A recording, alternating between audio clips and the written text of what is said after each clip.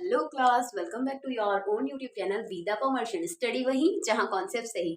So class, आज हम discuss करेंगे बीबीए बीकॉम ऑनर्स के most askable subject income tax and law practices के बारे में, जिसके यूनिट 1 को मैं पार्ट 1 पार्ट 2 में आप लोगों के साथ डिस्कस कर चुकी हूँ, जिसमें हमने अपने बेसिक्स कॉन्सेप्ट्स को पढ़ा है। अब हम इसका पार्ट 3 रिकॉर्ड कर रहे हैं, जिसमें हम बेसिक कॉन्सेप्ट ही पढ़ेंगे, बट इसके आगे का पढ़ेंगे, जिसमें मैं आपको पहले क्या बता चुकी हूँ, इनकम टैक्स के बारे में बता चुकी हूँ, टैक्स के बारे में बता चुकी हूँ, एसएससी कौन होता है, प्रीवियस ईयर्स क्या थे, और हमारा असेसमेंट ईयर कौन सा होता है, एंड सो ऑन। और जी मैं आपको वो भी बता चुकी हूँ, ग्रॉस टोटल इनकम क्या होती है। ये सब कॉन्सेप्ट्स जो थे, जो मैंने आपको एकदम डीप से बताया था, स्टार्टिंग पॉइंट से बताया था, ये सब मैं आपको पार्ट 1 और पार्ट 2 में डिस्कस कर चुकी हूँ आप लोगों के साथ। अब हम पार्ट 3 में जानेंगे बहुत सारे और ज्यादा मोस्ट आस्कनेबल क्वेश्चन, जो आपके बेसिक कॉन्सेप्ट के ही पार्ट है। और साथ ही साथ वो आपको क्या, अब जो हम पढ़ेंगे वो किससे रिलेट करेंगे, वो रिलेट करेंगे आपके आगे जो आप प्रैक्टिकल क्वेश्चंस करेंगे उन सभी से। ठीक है, तो आज हम कौन कौन से टॉपिक कवर करने वाले हैं, सबसे पहले ये जान लेते हैं। तो कौन से टॉपिक कवर करेंगे, let's see, have a look on it. So student, हम जो टॉपिक कवर करने वाले हैं, मेन हमारे ये टॉपिक है जिसको हम इसमें डिस्कस करेंगे। एग्रीकल्चर इनकम के बारे में जानेंगे कि कौन कौन सी इनकम हमारी एग्रीकल्चर इनकम के अंडर आती है, कौन कौन सी इनकम पे हमें टैक्स पे करना होता है, और कौन कौन सी टैक्स से एग्जेम्प्ट होती है। ठीक है, और नेक्स्ट टॉपिक है हमारा MMR, marginal maximum marginal rate of tax. Next one is residential status. ये 3 बहुत ज्यादा बेटा इंपॉर्टेंट टॉपिक है। ठीक है, जो आपके यहाँ से अगर क्वेश्चन आएगा प्रैक्टिकल का, विच मीन्स जो प्रैक्टिकल क्वेश्चंस बनते हैं इन टॉपिक्स पे बहुत ज्यादा बनते हैं। ठीक है, अगर आप इनके बेसिक से रिलेट कर पाएंगे तो आप इनके प्रैक्टिकल्स में 100% दे पाएंगे। बेसिक क्लियर नहीं होगा तो प्रैक्टिकल में जाके जरूर अड़ेंगे ही अड़ेंगे, कहीं ना कहीं आपको कंफ्यूजन क्रिएट होगी और वो चीजें बहुत ज्यादा हार्ड लगने लगेंगी। ठीक है, तो जब आप फर्स्ट स्टेप बहुत अच्छे से लेते हैं ना, तो 10वीं मंजिल तक पहुंचते पहुंचते आपको थकान महसूस नहीं होती। धीरे धीरे चलेंगे पर अच्छे से चलेंगे, इसीलिए करेक्ट करते जाइएगा। ठीक है, तो शुरू करते हैं एग्रीकल्चर इनकम को, maximum marginal rate of tax को, और रेजिडेंशियल स्टेटस को। ठीक है, तो 3 टॉपिक्स हैं जिसमें आज हम पढ़ेंगे। वीडियो में भी थोड़ी सी लेंथी हो सकती है और शायद ना भी हो, क्योंकि कंटेंट जो मैंने आप लोगों के लिए बनाया बहुत मजेदार, बहुत अच्छा कंटेंट है, बहुत मजा आने वाला है आगे आपको क्लासेस में मेरे साथ। तो शुरू करते हैं बिना किसी डेल के। सबसे पहले एग्रीकल्चर इनकम को डिस्कस करेंगे। एग्रीकल्चरल इनकम कौन सी होती है, कहाँ टैक्स पे करना होता है, और कहाँ कहाँ टैक्स एग्जेम्प्ट होते हैं। ठीक है, ओके, शुरू करते हैं। Let's start with me, study वही जहां कॉन्सेप्ट सही। सो स्टूडेंट, सबसे पहले हम पढ़ेंगे इसमें अपने एग्रीकल्चरल इनकम के बारे में। एग्रीकल्चरल इनकम से क्या रिलेट करते हैं, एग्रीकल्चरल का मतलब क्या होता है, एग्रीकल्चर का मतलब होता है खेती। एग्रीकल्चर का मतलब होता है खेती, जहां से आप फार्मिंग करते हैं। ठीक है, जब आप फार्मिंग करते हैं उससे जो आपकी इनकम जनरेट होती है, उसी को हम क्या बोलते हैं, एग्रीकल्चरल इनकम बोलते हैं। खेती करने से जो इनकम आती है उसी को ही हम एग्रीकल्चरल इनकम बोलते हैं। अब इसी के साथ ये जानेंगे कि जो हमारी एग्रीकल्चरल इनकम होती है किसके अंडर आती है। तो हमारी जो एग्रीकल्चरल इनकम होती है बच्चा, ये आती है अंडर सेशन 10 और सब सेशन 1 के अंदर। किसके अंदर आती है, अंडर सेशन 10 सब सेशन 1 के अंदर आती है। अब जितनी बात हम करेंगे इसके अंडर करेंगे। ठीक है, क्योंकि इसको हमारी एग्रीकल्चर इनकम को कौन रिप्रेजेंट करता है, सेशन 10 करता है, सब सेशन 1 करता है। ठीक है, अब हम शुरू से जरा बेसिक से पढ़ेंगे। बेसिक से पढ़ेंगे तो आपको बहुत अच्छा भी लगेगा, और कहीं ना कहीं अगर आपसे कोई पूछेगा टैक्स के बारे में, जब आप लोग इनकम टैक्स या टैक्स कुछ भी पढ़ते हैं, तो लोग जो 4 आपको सुन रहे होते हैं आपके घर में, आपकी सोसाइटी में, आपसे जैसे कभी कभी आप बुक लेके भी ऐसे इधर उधर रैंडमली घूम रहे होते हैं, तो अच्छा कोई पूछे कौन सा सब्जेक्ट पढ़ रहे हैं, हम टैक्स पढ़ रहे हैं, हम इनकम टैक्स पढ़ रहे हैं, ऐसे आप बहुत प्राउडली जो बताते हैं ना और कहते हैं कि हम इनकम टैक्स पढ़ रहे हैं। टैक्स का जब सब्जेक्ट पहली बार आप लोगों के हाथ में आया होगा, या आपको पता चला होगा अच्छा है इस साल हमारे सेमेस्टर में इनकम टैक्स भी है, तो एक अलग से प्राउड सा फील होता होगा बहुत सारे बच्चों को। मुझे तो होता था और मैंने देखा है बहुत सारे बच्चों को होता भी है। ठीक है, तो ऐसे ही, तो जब आप टैक्स पढ़ रहे हैं तो इसका मतलब ये है कि टैक्स में या इनकम टैक्स में जितनी भी चीजें आती हैं उन सब से आप वेरी होने चाहिए, सभी के बारे में आपको पता होना चाहिए। पर पता कैसे चलेगा, जब आप इस वीडियो को पूरा देखेंगे और अच्छे से समझेंगे, और अपनी भारी भारी किताबों को पढ़ के, मतलब पढ़ने का मतलब भारी किताबें तो होती है मोटी मोटी, देखने में अच्छी लगती है, जब पढ़ना पड़ता है उसके जब पेजेस को टर्न करना पड़ता है तो वो आपसे होता नहीं है कि मैम अब तो हमसे होगा नहीं, किताबें इतनी मोटी, बस देखने में ही अच्छी लगती है। जब पढ़ना होता है तो हमें तो पता नहीं कौन कौन याद आने लगता है, भूले बिछड़े सभी लोग याद आते हैं बुक को खोलते ही।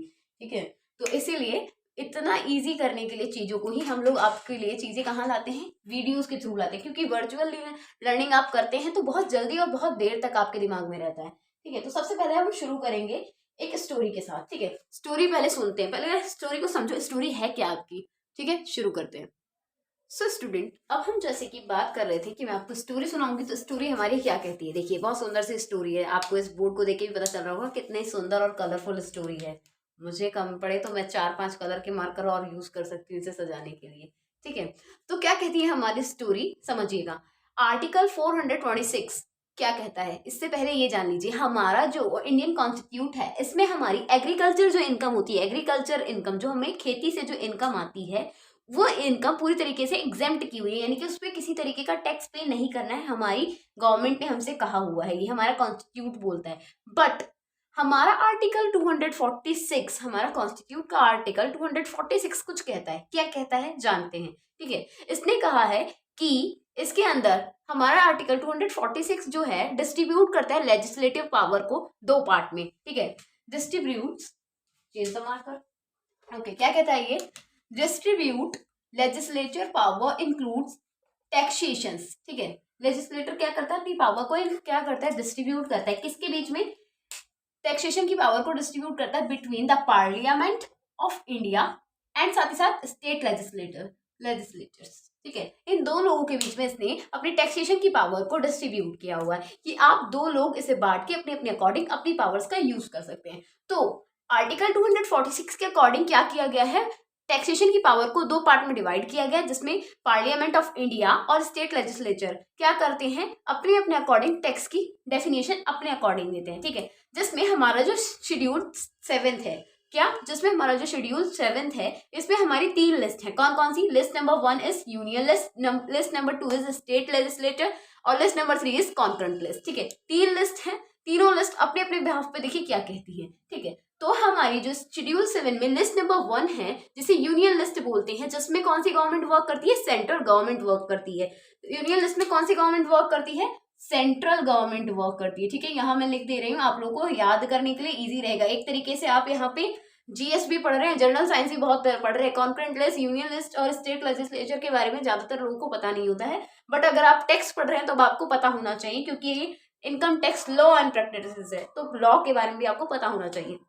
ठीक है, तो जो यूनियन लिस्ट है उसमें सेंट्रल गवर्नमेंट वर्क करती है, बट जो हमारी जो इस लिस्ट 2 है, जो स्टेट लेजिस्लेचर की, जिसके अंदर स्टेट गवर्नमेंट वर्क करती है। और कॉन्करेंट लिस्ट में बोथ ऑफ दीज करते हैं, दोनों पार्टीज मिलके, सेंट्रल और स्टेट दोनों की गवर्नमेंट मिलके कॉन्करेंट लिस्ट में वर्क करती है, जिसपे वो प्रॉपरली कुछ 6 से 7 टॉपिक्स हैं जिनपे दोनों स्टेट्स की, दोनों लेवल की गवर्नमेंट मिलके वर्क करती है। बट यूनियन में सेंट्रल और स्टेट में स्टेट की गवर्नमेंट वर्क करती है। ठीक है, तो सेंट्रल लिस्ट में क्या कहा गया, यानी कि यूनियन लिस्ट में क्या कहा गया है, एंट्री नंबर 82, हमारी एंट्री नंबर 82 कुछ कहती है लिस्ट नंबर 1 की। क्या कहती है, टैक्स ऑन अदर। ठीक है, यानी कि टैक्स पे किया जाएगा हर इनकम पर, हर इनकम पे टैक्स पे किया जाता है, but other than agriculture income. But हम इसमें एग्रीकल्चर इनकम को छोड़ देंगे, बाकी सभी इनकम पे टैक्स लगा सकती है। कौन, सेंट्रल गवर्नमेंट। तो क्या कहती है एंट्री नंबर 82 कि सेंट्रल गवर्नमेंट टैक्स लगा सकती है सभी इनकम पर, but a part of agriculture income. Agriculture income को छोड़ के वो हर तरीके की इनकम पे क्या लगा सकती है, टैक्स लगा सकती है। बट स्टेट लेजिस्लेटर में क्या कहा गया, एंट्री नंबर 46 हमारी बोलती है कि हमारी स्टेट लेजिस्लेटिव एंट्री 46 क्या कहती है, इसमें क्या कहा गया है, टैक्स ऑन एग्रीकल्चर इनकम। जबकि इसमें कहा गया है कि हम टैक्स नहीं लगाएंगे एग्रीकल्चर इनकम पे। Union list number 1 entry number 82 बोलती है कि सभी इनकम पे टैक्स लगेगा a part of agriculture income. But हमारी जो स्टेट लेजिस्लेटिव लिस्ट है, ये लिस्ट नंबर 2 है, जिसमें एंट्री नंबर 46 बोलती है कि टैक्स लगेगा एग्रीकल्चर इनकम पे। अब ये दो कंडीशंस है, एक में कहा है कि नहीं लगेगा, एक में कहा है कि लगेगा। स्टेट गवर्नमेंट ने कहा है लगेगा और सेंट्रल ने कहा है नहीं लगेगा। तो अब ये प्रॉपर फंडा क्या है, लगेगा या नहीं लगेगा, इन सबको क्लियर मैं करूंगी आपके लिए। ठीक है, कि कहाँ लगेगा और कहाँ नहीं लगेगा। तो ठीक है, लिस्ट नंबर 1 बता दिया, लिस्ट नंबर 2 बता दिया। अब कहते हैं कि क्या कहा गया, आप देखते हैं। अब इसके बाद जो हम डिटेल में जानेंगे उसमें समझते हैं कि क्या कहा गया है, कि कुछ जगह पे इनकम टैक्स नहीं लगेगा या टैक्स नहीं लगेगा एग्रीकल्चर इनकम पे, बट कुछ जगह पे टैक्स लगेगा। अब किस जगह टैक्स लगेगा ये पढ़ेंगे आगे, और किस जगह नहीं लगेगा ये भी पढ़ेंगे आगे। तो ठीक है, अब सबसे पहले जानते हैं सेशन 10 सबसेशन 1 कौन कौन सी इनकम को एग्जेम्प्ट करता है एग्रीकल्चर के अंदर, सबसे पहले जान लेते हैं उनके बारे में। ठीक है, इतना समझ में आ गया है तो स्क्रीनशॉट लीजिए। इसी तरीके से नोट्स बनाइएगा अपने सुंदर सुंदर अपनी कॉपीज में, ताकि जब भी आप अपने नोटबुक को उठा के पढ़ें तो बिल्कुल किताबों से रटने की जरूरत ना पड़े आपको, ऐसे ही नोट्स बनाइएगा। अगर आप लोगों को मुझसे भी नोट्स चाहिए तो you can comment me down, I will provide you that sweet and colourful और नोट्स। ठीक है, मैं आप लोगों को इतना कलरफुल करके क्यों पढ़ाती हूँ, देखिए पीपीटीज का अरेंजमेंट ना करके मैं आपको मार्कर से ही क्यों पढ़ाती हूँ, क्योंकि जितने कलर्स मैं आपको इसमें डाल के दूंगी, जितना डिफरेंट डिफरेंट कलर का यूज करूंगी, उतना उतना आपके माइंड में वो टॉपिक्स जाएंगे। आपको अब ये चार्ट ऐसे ही याद रहेगा कि मैम ने शेड्यूल नंबर 7 पढ़ाया था, जिसमें 3 लिस्ट पढ़ाई थी, जिसमें यूनियन, स्टेट, लेजिस्लेटिव और कॉन्करेंट लिस्ट थी। ठीक है, और जिसमें एंट्री नंबर 82 बताया था हमें, और जिसमें एंट्री नंबर 46 बताई थी, जिसमें 82 कह रही थी कि एग्जाम्प्ट है और जिसमें 46 बोल रहा था कि एग्जेम्प्ट नहीं है। तो ये ऐसा ही सुंदर डायग्राम आपके दिमाग में रहेगा जब आप इसको रिकॉल करेंगे अपने बेड टाइम पे लेटते हुए, सोचेंगे कि अच्छा आज हमने क्या पढ़ा था। ठीक है, तो अब हम जानते हैं कि कौन कौन सी इनकम एग्जेम्प्ट है। ठीक है, तो जल्दी से स्क्रीनशॉट लीजिए और वीडियो को लाइक, शेयर एंड सब्सक्राइब करना ना भूलें। सो स्टूडेंट, अब हम जानेंगे इसमें सेशन 10 सब सेशन 1 के तहत क्या कहा गया है। Agriculture income in exempt from tax, agriculture income को टैक्स से एग्जेम्प्ट किया गया है इन 4 केस के अंदर। ठीक है, यानी कि कहीं कहीं टैक्स पे करना है एग्रीकल्चर इनकम पे और कहीं कहीं नहीं करना है। तो जिस केस में नहीं करना है पहले वो समझ लो, फिर उसके बाद जिस पे करना है वो तो अपने आप ही पता चली जाएगा, क्योंकि जब बर्डन होगा टैक्स पे करने का तो अपने आप आपके दिमाग में आ ही जाएगा किस पे नहीं करना है। अच्छी न्यूज, गुड न्यूज पहले ले लेते हैं। तो गुड न्यूज में 4 केसेस दिए गए हैं हमें जिसमें हमें किसी भी तरीके का टैक्स पे नहीं करना है। तो सबसे पहला केस क्या है, case number 1 is rent of agricultural land situated in India, यानी कि अगर आपको किसी ऐसी लैंड से रेंट मिल रहा है जिसपे एग्रीकल्चर जैसी एक्टिविटी परफॉर्म की जाती है, कि एग्रीकल्चर की कोई एक्टिविटी परफॉर्म की जाती है, तो उस पर आपको कोई टैक्स पे नहीं करना है। यानी कि आपकी कोई लैंड है, ठीक है, आपका कोई खेत है या आपके पास कोई जमीन है जिसपे एग्रीकल्चर की जाती है, उस पर खेती बाड़ी की जाती है, तो आप उससे जो आपको इनकम मिल रही होगी उस पर आपको कोई टैक्स पे नहीं करना है। तो समझ में आया केस नंबर 1 क्या है। आपकी कोई लैंड हो गई, यानी कि मिस्टर ए हो गए यहाँ, जिनकी एक लैंड है, एक इनका गांव है, उसमें इनकी एक लैंड है जिसपे खेती की जाती है, जिसपे गेहूं उगाया जाता है। तो इनको अच्छी खासी इनकम वहां से मिल रही है, अच्छा खासा रेंट इनको उस खेत से मिल रहा है, बट इनको कोई भी रेंट पे नहीं करना है। क्यों? क्योंकि ये किस लिए यूज हो रही है, यूज फॉर एग्रीकल्चर पर्पस। इसको हम एग्रीकल्चर के पर्पज से यूज कर रहे हैं, इसीलिए हमें इस पे कोई भी रेंट पे कोई भी टैक्स पे नहीं करना है। दिया इन्होंने रेंट के लिए, इनकम इन्हें मिल रही है, बट एक्टिविटी कैसी हो रही है, एग्रीकल्चरल हो रही है, इसीलिए हमें किसी भी तरीके का टैक्स इस पे नहीं करना है। केस नंबर 2, केस नंबर 2 क्या कहता है हमारा, इनकम फ्रॉम नर्सरी। नर्सरी से अगर आपको कोई इनकम हो रही है, नर्सरी जानते हैं ना, जहाँ पे प्लांट्स लगाए जाते हैं और फिर उनको सेल किया जाता है, उसी को नर्सरी बोलते हैं। तो वो ऐसा प्लेस, ऐसी इनकम आपकी जो आपको नर्सरी लगाने से आ रही हो, उस पर भी आपको किसी तरीके का टैक्स पे नहीं करना है। और खासतौर से कुछ और चीजें भी इंक्लूड है, इंक्लूडिंग स्टोर हाउसेस, और जैसे कि ड्रिल हाउसेस होते हैं, या फिर कोई ऐसी एक्टिविटी जो एग्रीकल्चर से रिलेट कर रही होगी, तो उन सभी पे भी आपको किसी भी तरीके का टैक्स पे नहीं करना है। तो दूसरे केस में क्या, कि अगर आपने कहीं नर्सरियां लगाई हुई हैं, आपकी कोई जमीन है जिसपे आप नर्सरी का काम कर रहे हैं, तो उससे जो इनकम आपको आ रही है उस पर भी आपको किसी तरीके का टैक्स पे नहीं करना है, चाहे आपकी इनकम कितनी भी ज्यादा हो रही हो। ठीक है, फिर क्या है, सेल ऑफ एग्रीकल्चर प्रोडक्ट। इसका एक फंडा थोड़ा सा अलग है। अगर आप सेल कर रहे हैं एग्रीकल्चर प्रोडक्ट की, तो इस पे रूल नंबर 7 अप्लाई होता है। ठीक है, इनकम टैक्स एक्ट के अकॉर्डिंग रूल नंबर 7 अप्लाई होता है, जिस रूल नंबर 7 को हम आगे डिटेल में पढ़ेंगे। बट इस पे भी एग्जेम्प्ट है, इस पे भी छूट दिया गया, बट 7 अप्लाई हो रहा है 2 कंडीशंस पे। उन 2 कंडीशंस को जानेंगे, रूल नंबर 7 क्या होता है वो जानेंगे आगे।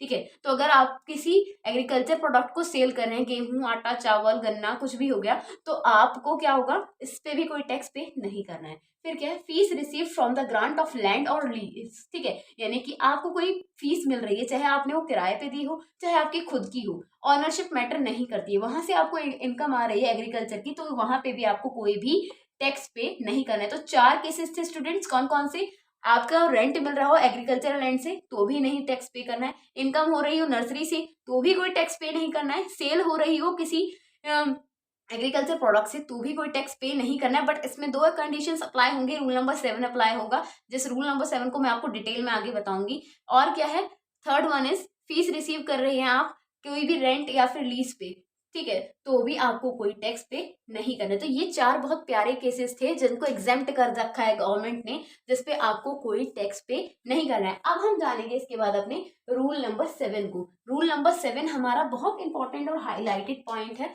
जिसको समझना बहुत ज्यादा जरूरी है। ठीक है, रूल नंबर 7 जानेंगे। इसके साथ आपको ये 4 समझ में आ गए हम तो ठीक है, लाइक कीजिएगा और स्क्रीनशॉट लीजिएगा फटाफट से इस प्यारे से नोट्स को। आप एज इट इज अगर अपने वीडियोस में, अपने नोट्स में भी इसे ऐसे बनाएंगे तो आपको बहुत जल्दी से याद हो जाएगा। इसीलिए पूरी पूरी लाइन नहीं लिख रही हूँ मैं, आप लोगों के लिए ग्राफ बना रही हूँ, इसीलिए फ्लो चार्ट बना रही हूँ, क्योंकि फ्लो चार्ट से आप लोगों के माइंड में बहुत जल्दी जाएगा। Okay, so student, rule number 7 हमारा क्या कहता है? देखिए, रूल नंबर 7 बहुत अच्छा प्यारा रूल है, समझते हैं इसे क्या कहना चाहता है ये। रूल नंबर 7 क्या कह रहा है? सेल ऑफ एग्रीकल्चरल प्रोड्यूस, यानी कि जो भी, अब आपके इसमें 2 तरीके के केस दिए गए हैं। ऐसे कहें देखेंगे मेन तरीके से तो 2, बट उस दूसरे में भी 2 केस अंदर हैं, तो इस तरीके से समझेंगे तो 3 केस है प्रॉपरली। तो क्या कहा गया है रूल नंबर 7 में कि अगर आपके पास, आप कोई एग्रीकल्चर एक्टिविटी कर रहे हैं, ठीक है, और उसमें कोई प्रोसीडर कर रहे हैं, यानी कि आप सीधा उसे प्रोड्यूस कर रहे हैं एज इट इज, आपने शुगर केन ग्रो किया, ठीक है, और उसको ऐसे ही ले जाके मार्केट में सेल कर दिया, तो आपको जो उस शुगर केन को सेल करने पे पैसा मिलेगा, जो इनकम आपकी होगी, उस पे आपको कोई भी टैक्स पे नहीं करना है। वो फुल्ली एग्जेम्प्ट है आपके लिए, कोई टैक्स पे नहीं करना है। केस नंबर 1 कहता है हमारा, क्या कहता है कि अगर आप उसे एज इट इज, गन्ना उगाया आपने, ये आपका प्यारा सा गन्ना हो गया, ठीक है, इस गन्ने को आपने अपने खेत में उगाया, ठीक है, मैं यहाँ बना भी देती हूँ सुंदर सा गन्ना, पहले ही बना देना चाहिए था ना, ठीक है, ये आपने गन्ना उगाया, शुगर केन उगाया, ठीक है, और इसे एज इट इज आपने सेल कर दिया ले जाके मार्केट में, चाहे आपने इसे कितने भी लाखों करोड़ों में सेल किया हो, पर आपको कोई टैक्स पे नहीं करना होगा, क्योंकि आपने इसमें कोई प्रोसेस नहीं किया, आपने इसे उगाया और सीधा का सीधा क्या किया, सेल कर दिया, तो इसीलिए कोई इनकम पे टैक्स नहीं पे करना है। अब केस नंबर 2 क्या कहता है? सेल आफ्टर प्रोसेसिंग, आपने यहाँ उगाने के बाद भी इस उगाने के बाद भी क्या किया, प्रोसेस किया। कैसा प्रोसेस किया? Process is compulsory to make the marketable, जैसे कि आपने शुगर केन उगाया तो, या आपने गेहूं उगाया तो, फिर उसके बाद उसे आटा बनाया, या उसे अगर आपने राइस ग्रो किया या चावल ग्रो किया, फिर उसे चावल बनाया, ठीक है, तो ये भी आपके लिए क्या है, एग्जेम्प्ट है। इस पे भी आपको कोई नहीं पे करना है टैक्स, इस पे भी कुछ नहीं देना है, ठीक है। गेहूं उगाया, ले जाके बेच दिया, इट्स ओके, ठीक है, क्योंकि आपने उसको ऐसा कुछ नहीं किया, ऐसा कोई उसमें प्रॉपर ऐसी एक्टिविटी नहीं हुई जिससे आपको बहुत सारी चीजें खरीदनी या बेचनी पड़े, क्योंकि आप क्या करेंगे, गेहूं उगाएंगे, उसे पीसेंगे और फिर आगे आटा बना के बेच देंगे, ठीक है, बट ऐसे क्या करते हैं। अब केस नंबर 2 क्या कहता है? प्रोसेस इज ऑप्शनल, ऑपरेशनल होगा, अगर आपका ऑप्शनल या ऑपरेशनल, दो भी कुछ भी कह सकते हैं इसमें, कि आपने गन्ना उगाया यहाँ पे, फिर गन्ने से, शुगर केन से आपने शुगर बनाई, तो इसमें बहुत लंबा प्रोसीजर लगेगा, क्योंकि आप रॉ मटेरियल खरीदेंगे, फिर उसको क्या करेंगे, उसको यूज करेंगे, किस तरीके से आपको शुगर केन बनाना है, ये सारा जो लॉन्ग प्रोसीजर होगा, जिसमें सेल और परचेज दोनों इंक्लूड की जाएगी। इसीलिए यहाँ पे जो इनकम होगी आपको, वो क्या करनी होगी, उस पे टैक्स पे करना होगा। ये एग्जेम्प्ट नहीं है, यहाँ आपको टैक्स देना होगा, जबकि यहाँ आपको टैक्स नहीं देना होगा, क्योंकि यहाँ पे कोई ऐसी एक्टिविटी नहीं होगी। यहाँ पे कंपलसरी होगा आपको उसको मार्केटेबल बनाना, क्योंकि खाली जाके गेहूं बेचेंगे तो, और उसको आटा बना के बेचेंगे तो उसके प्रोसीडर सेम होंगे, बट अगर आप शुगर केन से शुगर बना के बेचेंगे तो उसके प्रोसीडर में चेंजेस होंगे। तो इस तरीके से क्या कहा गया है, सोल्ड आफ्टर प्रोसेसिंग, अगर कंपलसरी है तो एग्जेम्प्ट है, कंपलसरी नहीं है, ऑपरेशनल है, तो आपको टैक्स पे करना होगा। अब इसमें देखिए, इसके अंदर रूल्स 7(1), 7(b) एंड 8 एप्लीकेबल होता है इस वाले केस में। तो रूल नंबर 7(b), 7(a) और 8 एप्लीकेबल होता है। अब कौन कौन से वो रूल होते हैं ये जानेंगे, जिसमें क्या क्या कहा गया है। बहुत छोटा सा टॉपिक है, बहुत जल्दी समझ में आएगा आप लोगों को। So student, rule number 7(a), 7(b) and 8 क्या कहता है हमारा ये प्यारा सा रूल, ठीक है। देखिए, इसमें हम इन तीनों को एक्सप्लेन करेंगे, 7(a), 7(b) एंड 8 को। तो क्या कह रहा है हमारा 7(a), 7(a) एंड b। तो 7(a), बी एंड 8 में क्या कहा गया, इनकम को यहाँ पे 2 पार्ट में डिवाइड कर गया है। एग्रीकल्चर एजी मतलब एग्रीकल्चर इनकम है, कंफ्यूज मत होइएगा, और बिजनेस इनकम है, ठीक है। इन्होंने एग्रीकल्चर इनकम और बिजनेस इनकम को डिवाइड कर दिया है। एग्रीकल्चर इनकम जो डायरेक्ट खेती करके आएगी, जिसमें आपको कुछ खरीदना नहीं है, सिर्फ सीधा उगाना है और बेचना है, ठीक है। और जबकि बिजनेस इनकम, यानी कि यहाँ पे आप एम्प्लॉयज भी रखेंगे, यहाँ कुछ खरीदेंगे भी, कुछ बेचेंगे भी, सेल्स भी होगी, परचेज भी होगी, इसलिए इन्होंने दोनों इनकम को सब डिवाइड कर दिया है, ठीक है। अब इन्होंने रूल नंबर 7A ने क्या कहा है, इन्होंने कहा है income from the growing manufacturing of रबड़। अगर आपको इनकम हो रही है ग्रो और मैन्युफैक्चर करने से रबड़ को, ठीक है, तो आपको इसमें एग्रीकल्चर, आपकी टोटल इनकम पे 65% आपको निकालना होगा अपने एग्रीकल्चर इनकम का और 35% निकालना होगा आपको अपने बिजनेस इनकम का, ठीक है। यानी कि 65 दोनों को देखेंगे, सब डिवाइड करेंगे, उसके बिहाफ पे 65 उसका निकलेगा जो एग्रीकल्चर में जाएगा और 35 बिजनेस में जाएगा, उसी के अकॉर्डिंग आपको उसको पे करना होगा टैक्स। फिर क्या है रूल नंबर 7B क्या कहता है, रूल नंबर 7B कहता है income from the growing and manufacturing of coffee. यहाँ रबड़ की बात कर रहे थे, यहाँ कॉफी की बात कर रहे हैं, ठीक है, डिफरेंस है दोनों में, ध्यान से समझिएगा। अगर आप ग्राउंड कर रहे हैं और कर्ड कर रहे हैं, यानी कि सीधा आप कॉफी को उगा रहे हैं और एज इट इज आगे सेल कर रहे हैं, तो 75 एग्रीकल्चर का जाएगा और 25% जाएगा आपका बिजनेस इनकम का। बट आप उसको ग्राउंडेड, ग्राउंडेड, रोस्टेड और अलग अलग प्रोसेसर उसमें कर रहे हैं। तो जैसे कि आपने देखा होगा जो आपको नेस्कैफे ब्राउ और बहुत सारी कॉफीज आती है तो एकदम पाउडर फॉर्म में मिलती है, यहाँ की कच्ची कॉफी आपने आगे से सेल कर दी, उससे आपका 75% गया आपके एग्रीकल्चर में और 25 गया बिजनेस में। जब आप, और अगर आप उसको अच्छे से ग्रो करने के बाद पीस रहे हैं, रस्ट कर रहे हैं, रोस्टेड कर रहे हैं, तो अब आपका 60% जाएगा एग्रीकल्चर में और 40% जाएगा आपके बिजनेस में, उसी के अकॉर्डिंग आपको इसमें टैक्स पे करना होगा। तो यानी कि इन्होंने क्या कहा, आपके प्रॉफिट को दो फॉर्म में बांट दिया, जिसमें एक गया एग्रीकल्चर के पार्ट में और दूसरा गया बिजनेस के पार्ट में, ठीक है, ये थे हमारे। अब देखेंगे partially integrated in case of agriculture income. Partially aggregate किया है इन्होंने कुछ टर्म्स को, अब पार्शियलिटी किसके किसके साथ की है वो जानने की कोशिश करते हैं।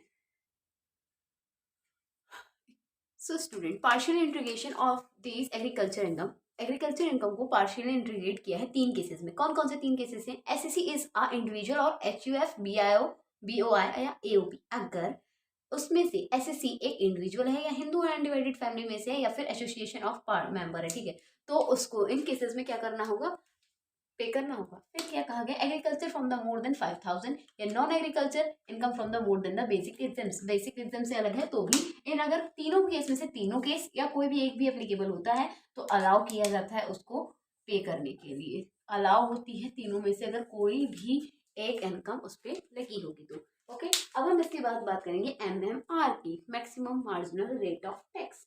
Maximum marginal rate of tax बहुत छोटा अच्छा प्यारा टॉपिक है, इसको समझते हैं बहुत जल्दी से। सो स्टूडेंट, एमएमआर हमें क्या बताता है, एमएमआर की फुल फॉर्म क्या है, एमएमआर मतलब maximum marginal rate of tax, ठीक है, जिसका मैंने आगे भी फुल फॉर्म दिया था, इसलिए अब यहाँ नहीं लिख रही हूँ क्योंकि ऑब्वियसली रात के 2:30 बज रहे हैं। अब मुझे अपनी रिकॉर्डिंग को जल्दी बंद करना होगा ताकि आपको भी अच्छे से समझ में आ जाए और मैं भी समझाने के बाद अच्छे से सो सकूँ जाके, ठीक है। तो एमएमआर क्या कहता है, हमारा maximum marginal rate of tax होता है एमएमआर, जिसमें हमारा एमएमआर किसके ऊपर एप्लीकेबल किया जाता है, लास्ट लिमिट पे लगता है। चाहे आप 1 करोड़ कमाएं, 10 करोड़ कमाएं, एक्सेट्रा एक्सेट्रा, कितने भी सीआरआर में कमाएं, तो एमएमआर किस पे लगता है, लास्ट लिमिट पे लगता है आपकी इनकम की, ठीक है। तो एमएमआर किस पे लगता है, लास्ट लिमिट पे लगता है हर एक इंसान की इनकम पे। याद रहेगा इसका, इसको तो याद करने का छोटा तरीका यही है कि एकदम लास्ट लिमिट पे लगता है इनकम की, एकदम लास्ट लिमिट पे अप्लाई किया जाता है। इंडिविजुअल के पर्पज से देख सकते हैं, एक इंडिविजुअल पर्पज पर्सन जो होता है सबसे कम कितना होता है 5%, उससे ज्यादा होता है 2,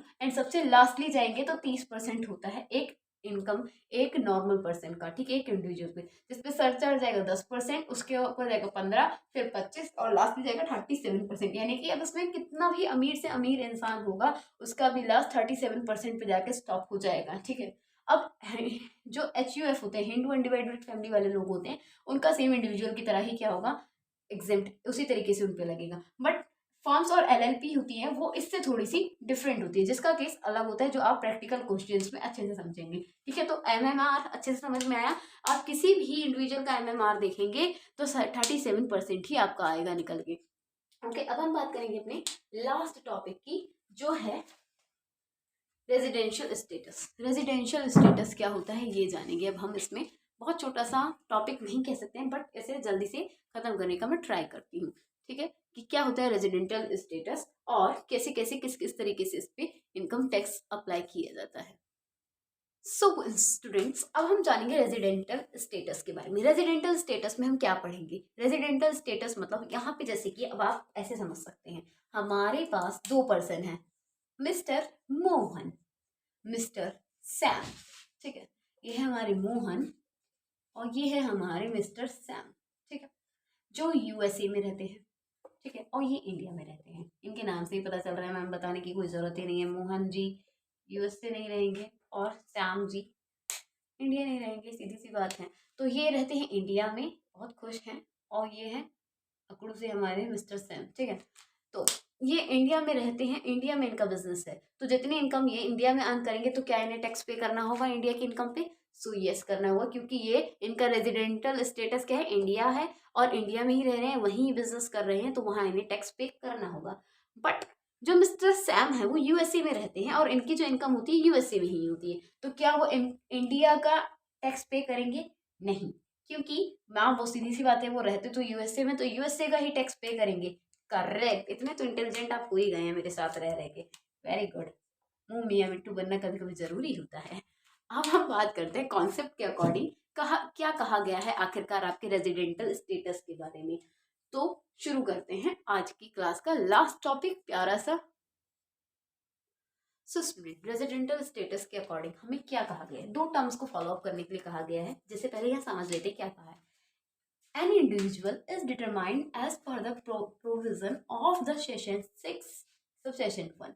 डिटरमाइन किया जाता है एक इंडिविजुअल का रेजिडेंटल स्टेटस किसके बिहाफ पे, सेशन 6 और सेशन 1 के सबसेशन 1 के अकॉर्डिंग, ठीक है, जिसमें दो बेसिक कंडीशंस को अंडरलाइन किया गया है। कौन कौन सी कंडीशन? अगर वो दोनों कंडीशंस को फुलफिल कर रहे हैं तो वो रेजिडेंटल स्टेटस उनका वही का कहलाया जाएगा जिस कंडीशंस को फॉलो कर रहे हैं, ठीक है। तो फर्स्ट कंडीशन क्या कह रही है हमारी basic condition, he has been in India previous year for a period amounting of 182 days और more, यानी कि या तो पिछले साल में या फिर जो टाइम पीरियड उनका चल रहा है उसमें 182 डेज रहने चाहिए या उससे ज़्यादा दिन रहेंगे तो वो क्या माने जाएंगे, इंडिया के पर्सन माने जाएंगे, ठीक है।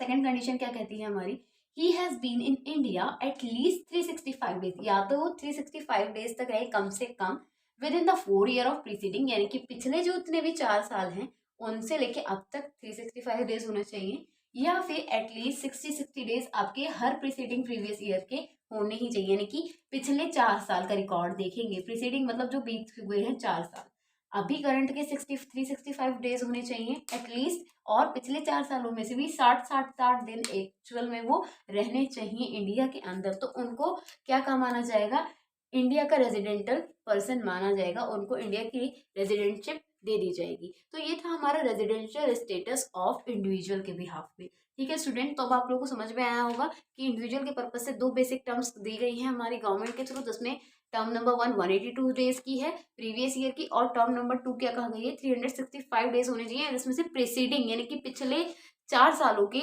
60 दिन होने ही चाहिए, इसी को माना जाएगा रेजिडेंटल इन इंडिया, ठीक है। आशा करती हूँ आप लोगों को मेरी पूरी क्लास बहुत अच्छे से समझ आई होगी और आपको बहुत मजा आया होगा, जितना